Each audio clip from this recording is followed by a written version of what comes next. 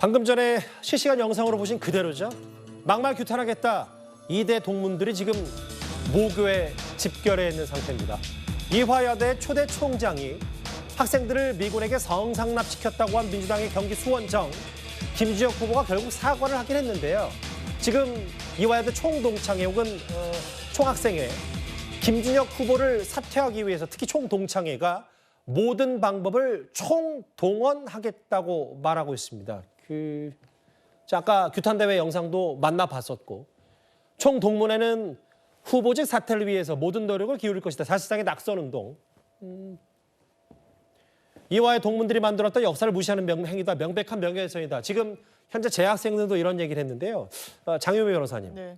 저희가 양문석 후보의 여러 의혹에 이어서 얘기를 하고 있는데 사실 양문석 후보의 이 얘기는 어쨌든 개인적인 비위 혹은 불법에 대한 수사 영역이니까 일단 조금 파장이 적지 않다고 하지만 여기는 어떤 발언에 대해서 한 사립대학교의 이제 졸업생, 재학생이 모두 나서서 특정 후보를 비판한 거기 때문에 아까 서영주 대변인의 표현을 좀 인용해서 빌리자면 좀 더 고약한 거 아닌가 싶기도 하고요. 어떤 생각이 드십니까? 일단 역사관을 드러내는 부분이 있기 때문에 결이 양문석 후보와는 좀 다른 부분이 있고요. 예. 보는 유권자분에 따라서는 어떤 부분이 더 심각하다고 생각하실 수 있겠지만 지금 짚어주신 대로 어떤 여성에 대해서 왜곡된 시각을 드러낸 거 아니냐라는 맥락에서 또 들여다볼 여지가 있어서 결국에는 후보도 사과를 한 것 같습니다.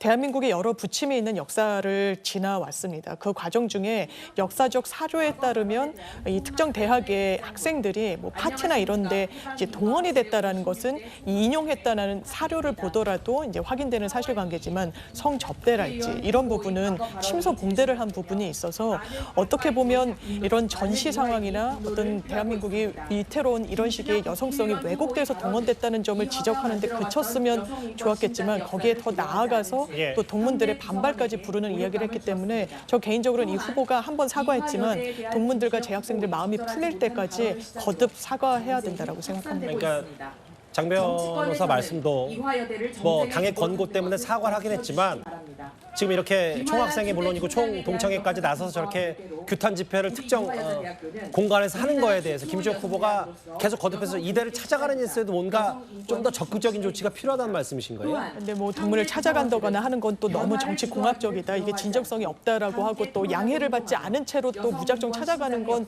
이 오히려 마음을 불편하게 해드릴 수가 있기 때문에 만약에 조율이 가능하다면 이 언짢으신 분들이 원하는 방식으로 그리고 직접 대면하기를 원하지 않으신다면 SNS를 통해서라도 본인의 유세 과정 중에라도 전 거듭 사과하는 일이 있어서 유권자들 그리고 이 해당 당사자분들의 마음을 풀어드리는 일은 후보로서 감내해야 될 숙제가 아닐까 싶습니다. 저희가 현장 목소리 길지 않게라도 잠깐 들어봐야 될 것 같은데요.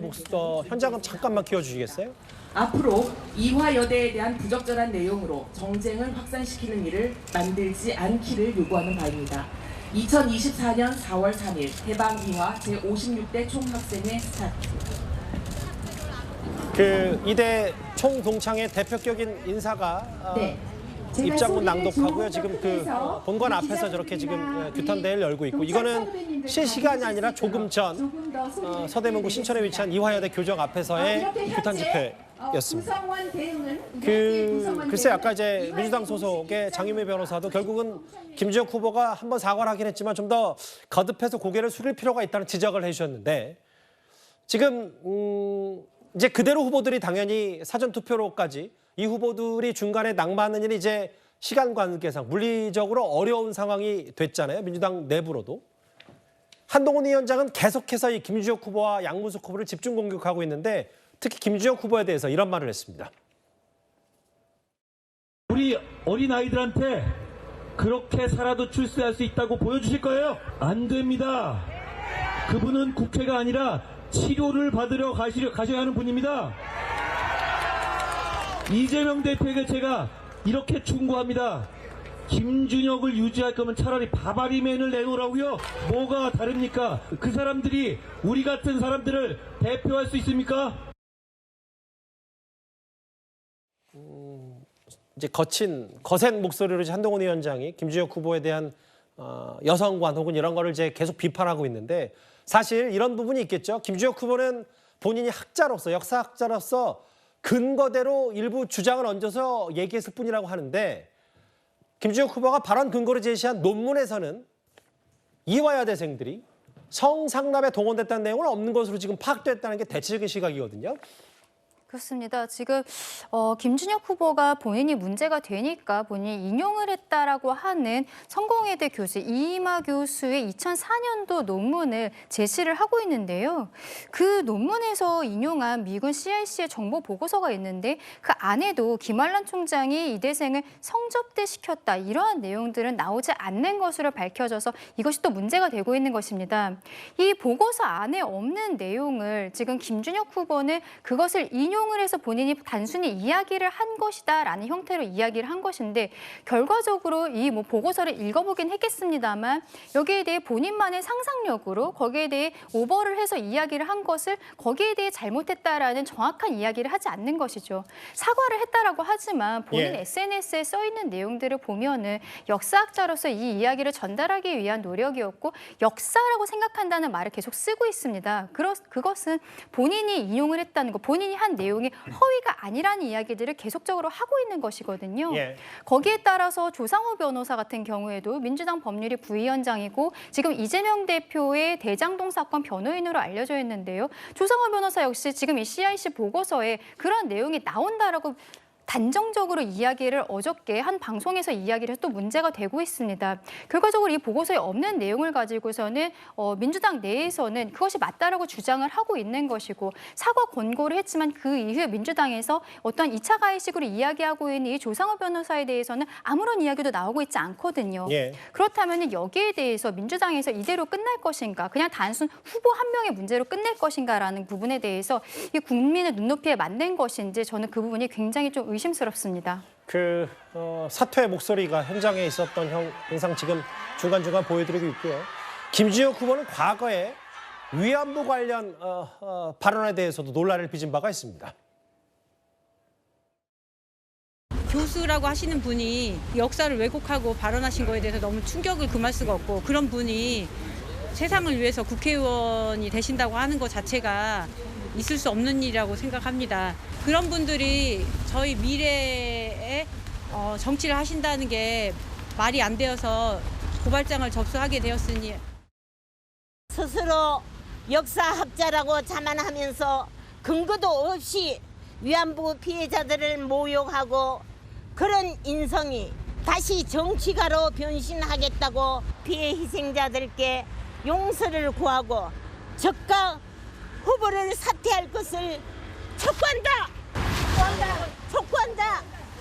촉구한다!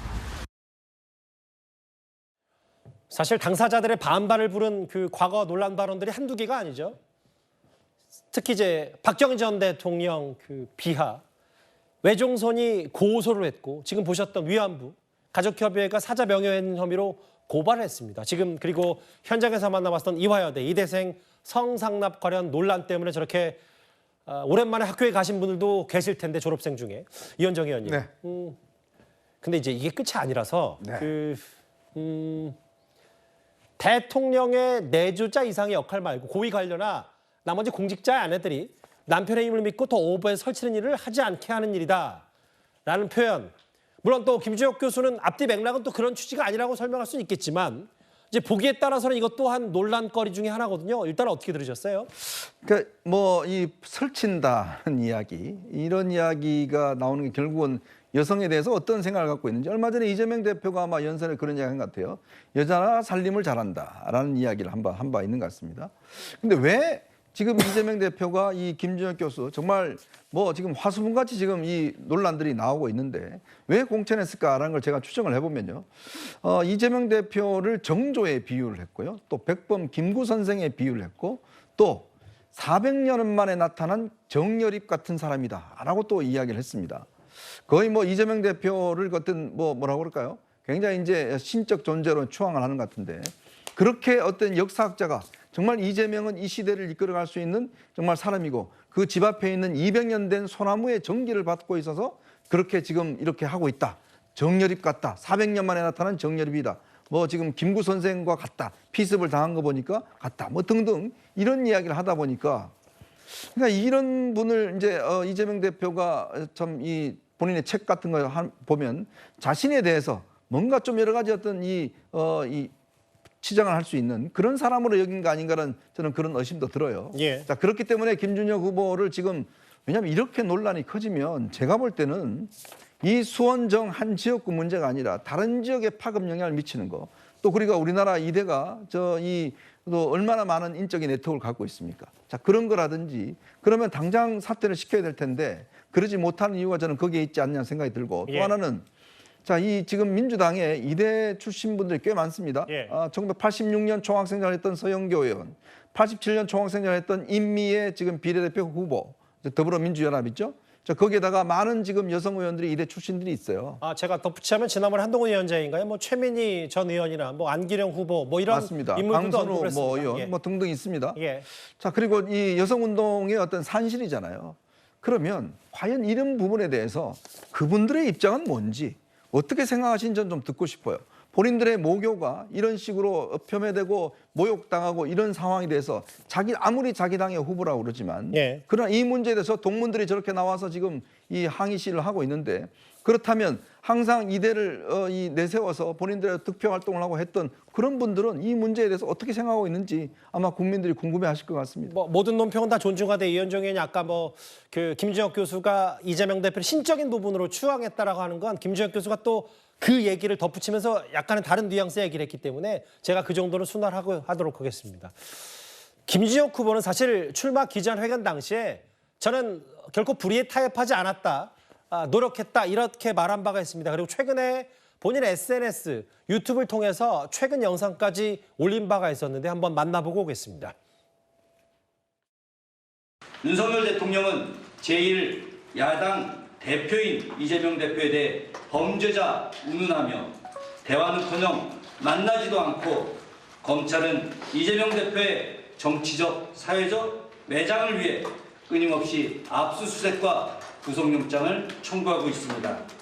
이는 세계 정치사에서도 거의 찾아보기 어려운 일이며 저는 지금까지 살면서 결코 불의에 타협하지 않았습니다. 본인의 어려움보다 시대의 불의에 대해 더 분노하고 이를 바로잡기 위해 노력해 왔습니다. 아쉽네. 아이스크림 1번이네. 그치? 1번. 1번. 사실 국민의힘에서는 그 뭐 이대 출신인 김정재 의원이 김준혁 후보 당사자 말고도 한 방송에 출연해서 이걸 두둔하는 발언 때문에 논란을 다시 한번 빚었던 조상호 부위원장에서도 고발 조치를 하겠다. 다음 화면을 보겠습니다. 서영주 부대변인. 네. 선거 유세는 이어가고 뭐 이제 6시가 지났으니까 사전투표 시작되고 수원정에서 제대로 이수영 교수와 맞붙겠죠. 근데 이제 이것과는 별개로 당선 여부를 떠나서 이제 이화여대생들의 사퇴 요구를 일단은 뭐 지나가고 현장 목소리에 대해서는 별다른 입장평이 없고 또 선거가 끝난다면 설사 국회의원 배지를 달더라도 이게 앞으로 어떤 논란거리가 되진 않을지 이건 어떻게 생각하세요? 그 꼬리표는 달려서 가겠죠. 그러니까 정치적 부담에 있어서 김준혁 후보 그리고 이제 당선 여부를 떠나서 정치인으로서 첫 입문을 하는 것인데 좋은 이미지로 하고 싶을 텐데 첫 단추부터가 이렇게 꼬리표가 이대에 대한 재학생에 대한 이런 여성에 대한 이런 부분에 있어서의 막말 파동으로 시작했다는 부분들. 저는 이제 이번에 김준혁 후보가 뼈저리게 느꼈을 것 같아요.